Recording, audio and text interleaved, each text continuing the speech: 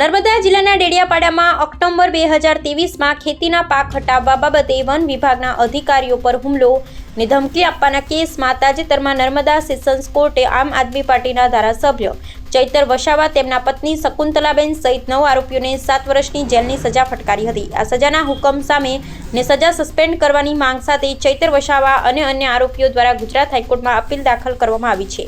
હાઈકોર્ટમાં જસ્ટિસ વિમલ કે વ્યાસની કોર્ટ સમક્ષ અરજદાર પક્ષ તરફથી ધારદાર દલીલો કરતા જણાવાયું હતું કે ટ્રાયલ કોર્ટનો હુકમ ભૂલ ભરેલો છે અને પુરાવાઓના મૂલ્યાંકનમાં ક્ષતિ દાખવી મહત્વની હકીકતોને નજરઅંદાજ કરવામાં આવી છે। હાઈકોર્ટમાં સમય પૂરો થતાં હવે આ કેસની વધુ સુનાવણી શુક્રવાર પર મુલતવી રાખવામાં આવી છે। અગાઉ આ કેસમાં 5 અન્ય આરોપીએ અપીલ કરી હતી, જેમાં હાઈકોર્ટ એક નવજાત શિશુની માતા શકુંતલા બલિરામ વસાવાને માનવીય અભિગમ દાખવી જામીન પર મુક્ત કર્યા હતા। રિપોર્ટ દીપક જગતાપ, રાજપીપળા।